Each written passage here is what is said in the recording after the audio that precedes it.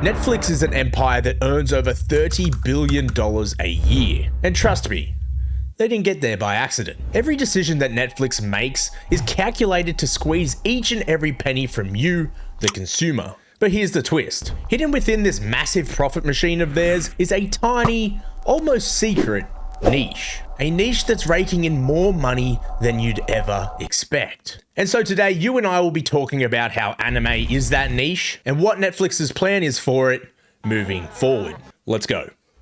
Netflix without a doubt has major plans for the future of anime. But for you and I to discuss those plans, we first need to go back to the beginning of anime streaming. Believe it or not, there was a time in the early 2000s where watching anime online was basically a crime. Back in the day, if you wanted to, let's say, stream Naruto, you had one of two options. Number one, risk getting a Trojan from the shady depths of the internet. Or number two, struggle watching the same repeats every week on your local TV station, hoping that one day Naruto will finally start the tune-in exam. If you know, you know. But then, everything changed. And this is where the Wild West of anime streaming was born. Back in the early 2000s, you see, anime fans had to get creative. There were no official streaming services back then, and this led to fans doing all that they could to watch anime. Back in these times, fans actually used to translate anime themselves into subbed episodes. They would call these episodes fan subs, and the only way you could really watch these fan subs was either through sketchy ass websites or, you know, your friend's 500 megabyte USB drive. But this wasn't the case for too long, and soon, for the better or for the worse, a website you all know very well would make its presence known. Boom. In the year of 2006, Crunchyroll was born. Now, Crunchyroll wasn't always the website that just takes your money and in return gives you a horrible interface and garbage anime selection. No, no, no. Back in 2006, it was basically YouTube, but for anime. Anyone, anywhere could upload whatever they want, including pirated shows. It was a crazy time for anime, and I'm sure some of you remember this very well. This is also the same period of time where I used to try find anime on LimeWire, and what a fuckfest that was. Naruto vs. Haku, Naruto Awakens Nine-Tailed Fox. Search. Sorry, did you say Naruto uses nine-tailed on Haku? What? No. What the fuck? No, I didn't say that. Congratulations, you now have a Trojan horse. Anyway, before I get all back in my day on you whippersnappers, let's continue on with the story of Crunchyroll. Now, instead of going down the path of getting sued into oblivion, Crunchyroll made a shocking decision. They went legit. That was legitness. And this is where we saw the rise of legal streaming come to life. Fast forward to 2009, zoom, zoom, zoom. Big companies like Funimation and Hulu also jumped in on the pie. All of a sudden, every man and their dog had an anime streaming service available. Anime here, sir. Would you like some High School DxD with that? Yes, give me it. Delicious. Life was truly good. People had an actual legal way to watch anime online. There were no more Trojans and no more sketchy ads telling you about the singles in your area who want a hump. But after we fast forward another year, this is where the true Trojan comes to life. Netflix was now born, and this is where the streaming wars truly began. Netflix had noticed anime's potential, and they were throwing billions into licensing and making original anime.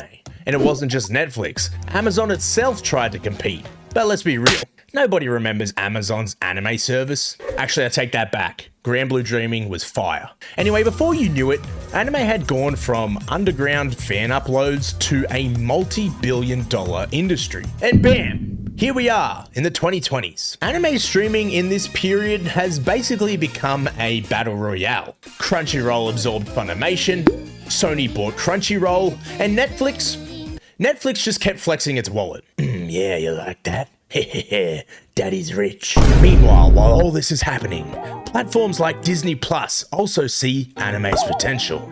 They swoop in and they steal an exclusive title, Bleach, the 1,000-Year Blood War, which was pretty cool, except for the fact that in some countries you literally can't legally watch it. So, you know, that's nice, I guess. Anyway, you kind of get the picture of where we're at now.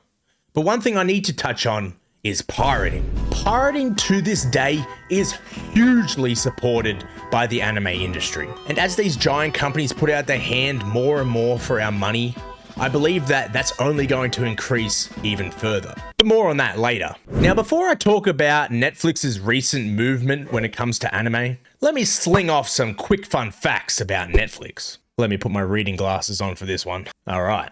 In 2023, Netflix generated approximately $2.07 billion from anime content. This accounted for 38% of the global anime streaming revenue. This figure alone nearly doubles that of Crunchyroll, which earned about $1.16 billion in the same time period.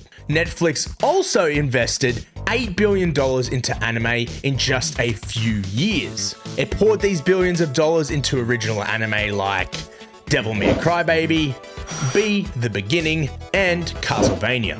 And not only that, Netflix said, fuck it. Can we have our own anime studio? These people over here are annoying as fuck to deal with. And with money, anything is possible. So yeah, now Netflix owns its own anime studio. This was a big play for them. Now Netflix can directly fund and develop original projects instead of just licensing anime like before. So you can see what Netflix is doing here. Netflix has found anime, it's seen the potential for it, and it knows there's barely any competitors in the playing field. Yay! This is all great for Netflix, right? But now, I want to touch on something a little more serious, and that is the dark side of anime streaming. With these streaming services in power, things aren't as perfect as they seem. We have shows being locked behind exclusive deals, subscriptions are getting pricier, and some companies, Netflix, are slapping weekly release delays on anime, which is a mortal sin in the eyes of an anime watcher. Now you're probably saying, Sam, shut it, please. Yappa, yappa, yappa. Just be a pirate like the rest of us. And although I also identify as Captain Jack Sparrow, we as consumers still need to be aware of where we're putting our money. Whether it be Crunchyroll, whether it be Netflix, or whether it be a future unknown provider, we need to wisely support the company that has our best interests in mind. What does that company do for us? Because ultimately one day, if we want a site like the pirated sites we have, where you can watch any of your favorite animes and discover all new older anime, if we want that, we need to support the right business model, not just the one that wants to yoink our dollars. Now, before I tell you what Netflix's special plan is, let me touch on some positives. Now, unlike Crunchyroll's dog poo interface and AI, Netflix actually has decent show selection and it's nice and neatly organized. Yes, Netflix isn't solely an anime provider like Crunchyroll, but that just adds more to my point. Crunchyroll, sort your shit out. Now, as much as Netflix is screwing over us and the animation companies, we can't deny the fact that they are actually bringing in new fans to the industry.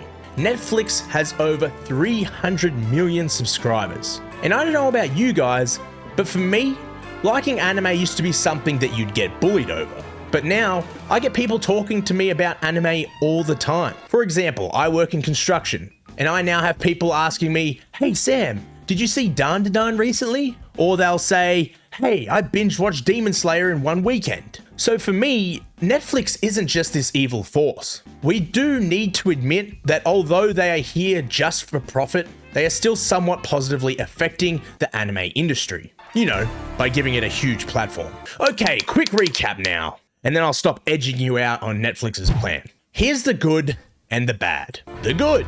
Netflix has a lot of money, and more money means bigger budgets for new anime. We also now have more global reach for anime fans. I mean, as I said, we now have tradesmen becoming weebs, which to me is funny and great. Lastly, we got some truly great Netflix originals. I recently have been watching Blue Box, and I've been really enjoying that. Now, to finish on the bad. Netflix jail is a problem. The process of delaying any anime episodes ruins hype tremendously. I mean, I can't wait weekly for Solo Leveling to come out. If you made me wait another week, holy shit, I'll lose my mind. Netflix has a smaller anime selection when compared to Crunchyroll. And as I said, it's not an exclusive anime streaming site, but I think there's still always more anime you can add, especially looking at how much money they turn over every year in a profit. Lastly, a big problem for Netflix is it lacks traditional anime culture. What do I mean by that? There is no community on Netflix. That means that there's no weebs on forums giving out the most dedicated rant about a niche anime moment that no one truly gives a fuck about. Although this seems trivial and somewhat autistic, this is true peak anime fandom. And anime is nothing without its overly obsessed fans. Okay, Netflix's evil plan. Look, for me, I truly believe Netflix are just here for the profit. It's kind of a no-brainer. They are doing everything in their power currently to make their own exclusive anime and host the most popular and on-demand anime they can. I think in the future, they'll not only look to rival, but crush Crunchyroll. Which honestly won't be that hard because as a certified Crunchyroll hater, they suck bunghole. After they crush Crunchyroll, I believe that Netflix will move on to abusing us as fans. They'll make us pay extra by either increasing subscription costs or making you pay extra to not see ads in the middle of your favorite show. And we'll just sit there and be like, oh boy, thanks Netflix. Shit in my face, please. But don't worry everyone, there's a savior for us all. And that's where the pirate revolution will come. Resurge. They will resurge and they will save all of us. And then we will finally be able to watch all of our favorite anime anytime, anywhere, for free. Who are we kidding? The pirates will never disappear. These guys will always be kicking strong. And do you want to know why? Because for some reason, every single shit-ass company wants to shake us upside down for our money, and in exchange, they want to give us a barely functioning pile of smelly balls. Okay, at the end of the day, Netflix is just a business. They don't care about anime the way that we fans do. They care about profit. And that's why we need more competition when it comes to anime streaming. We don't want to get stuck with a company that puts money before its fans. So what do you think? Is Netflix actually helping anime? Or are they just cashing in on the hype? Let me know down below after you've smacked the shit out of the like, subscribe button, and my anus, of course. And after that, I'll see you over here on this video anyway. Wow. Is that Steins Gate explained? In 19 minutes? Whoa, what a banger video. Time to click that. Bye. Click, click, click, click, click, click, click, click, click.